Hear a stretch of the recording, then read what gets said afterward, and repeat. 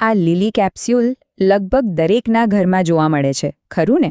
પણ શું આપણે ખરેખર જાણીએ છીએ કે આની અંદર શું તાકાત છુપાયેલી છે?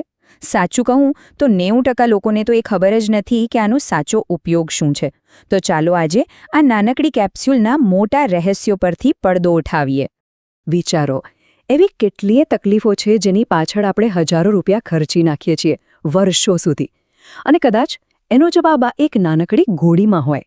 તો સવાલ એ જ છે કે શું આપણે એ રહસ્ય જાણવા તૈયાર છીએ? તો ચાલો આપણે વિટામિન ઈના 5 જબરજસ્ત ફાયદાઓ વિશે જાણીએ. અને આ ખાલી ફાયદા નથી, આ તો સારા સ્વાસ્થ્યના 5 મજબૂત પાયા છે.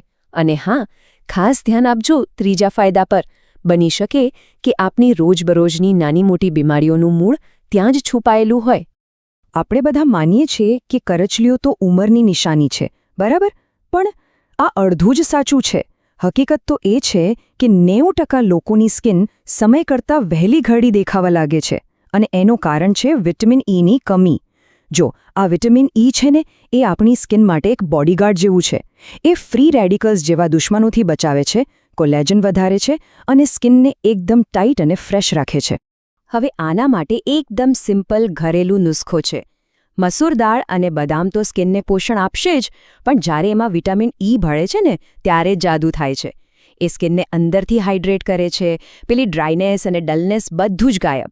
અને માનશો નહીં, ખાલી 7 જ દિવસમાં સ્કિનની ચમક અને ટાઇટનેસમાં ગજબનો ફરક દેખાશે.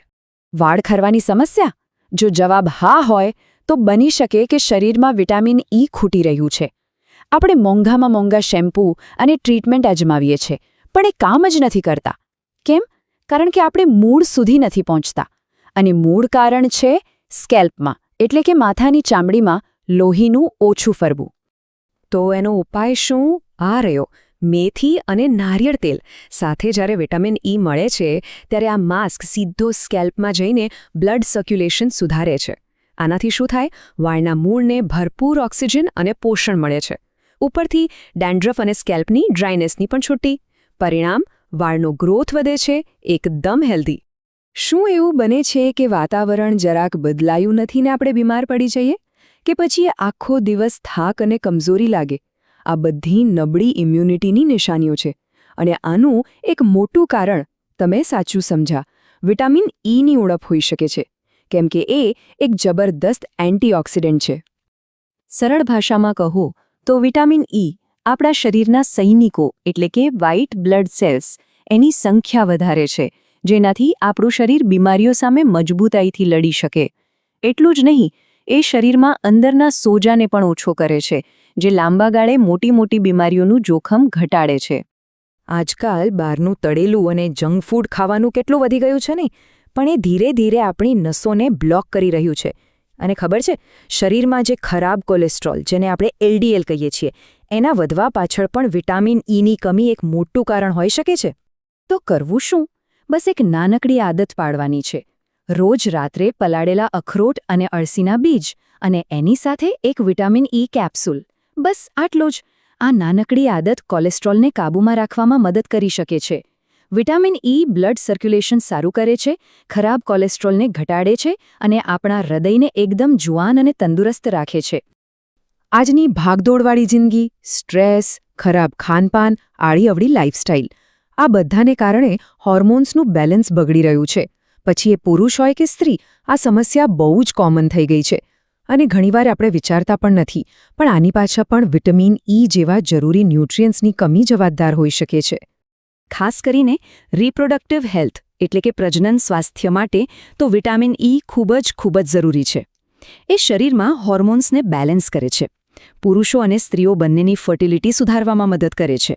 અને હા, એ ગર્ભાશયને હેલ્ધી બનાવીને પ્રેગ્નન્સીની શક્યતાઓને પણ વધારી શકે છે. સારું, તો આપણે 5 ફાયદા તો જાણી લીધા. પણ એક બહુ જ જરૂરી વાત, કોઈ પણ વસ્તુ ગમે તેટલી સારી કેમ ન હોય, એનો સાચો ઉપયોગ અને સાચી માત્રા જાણવી ખૂબ જરૂરી છે. યાદ રાખજો, અતિની કોઈ ગતિ નથી. આ વાત બિલકુલ સાચી છે. શાણપણ એમાં નથી કે આપણે શું વાપરીએ છીએ, પણ એમાં છે કે આપણે એને કેવી રીતે વાપરીએ છીએ. અને આ વાત વિટામિન ઈના સપ્લિમેન્ટ્સને પણ એટલી જ લાગુ પડે છે. સામાન્ય રીતે આ જે કેપ્સ્યુલ મળે છે એ 400 મિલીગ્રામની હોય છે. મોટાભાગના હેલ્ધી લોકો માટે દિવસની એક કેપ્સ્યુલ બસ છે, પણ આ એક જનરલ ગાઈડલાઈન છે. મારી સલાહ તો એ જ રહેશે કે કોઈ પણ નવું સપ્લિમેન્ટ શરૂ કરતા પહેલાં એકવાર ડૉક્ટર સાથે વાત જરૂર કરી લેવી. એ સૌથી સલામત રસ્તો છે. અને હા, થોડી બીજી સાવચેતીઓ પણ છે જે ધ્યાનમાં રાખવી જ જોઈએ. જેમ કે જો કોઈ લોહી પાતળું કરવાની દવા લેતું હોય તો એમણે આ કેપ્સ્યુલ બિલકુલ ન લેવી જોઈએ. વધારે પડતો ડોઝ લેવાથી લીવર અને કિડનીને નુકસાન થઈ શકે છે. અમુક લોકોને સ્કિન એલર્જી પણ થઈ શકે છે, એટલે સાવચેતી ખૂબ જરૂરી છે. ઓકે, તો આપણે કેપ્સ્યુલ્સની ઘણી વાત કરી, પણ હવે સૌથી મહત્વના સવાલ પર આવીએ. શું આ કેપ્સ્યુલ જ એકમાત્ર રસ્તો છે? ના, બિલકુલ નહીં. હકીકતમાં તો પોષણનો સૌથી શ્રેષ્ઠ અને શુદ્ધ સ્ત્રોત તો આપણી પ્રકૃતિ પાસે જ છે. ચાલો જરા સરખામણી કરીને જોઈએ. કેપ્સ્યુલ શું છે? એક અલગ તારવેલો ન્યુટ્રિયન્ટ છે જે કોઈ ખાસ કમી માટે લેવાય. જ્યારે કુદરતી ખોરાક એ તો સંપૂર્ણ પોષણનો ખજાનો છે. એ કૃત્રિમ છે, બીજું કુદરતી. એટલે જ લાંબા ગાળાના સ્વાસ્થ્ય માટે કુદરતી ખોરાકનો કોઈ વિકલ્પ નથી. તો વિટામિન ઈ ક્યાંથી મળશે? લિસ્ટ બહુ લાંબુ નથી અને બધું જ આપણી આસપાસ છે. બદામ, અખરોટ, સૂરજમુખીના બીજ, પાલક, એવોકાડો, મગફળી, અળસી, આ બધી વસ્તુઓને ડાયટમાં શામેલ કરો. પછી વિટામિન ઈની કમી કુદરતી રીતે જ પૂરી થઈ જશે અને કદાચ પેલી કેપ્સ્યુલની જરૂર જ ન પડે. તો આખી વાતચીતનો સાર શું છે?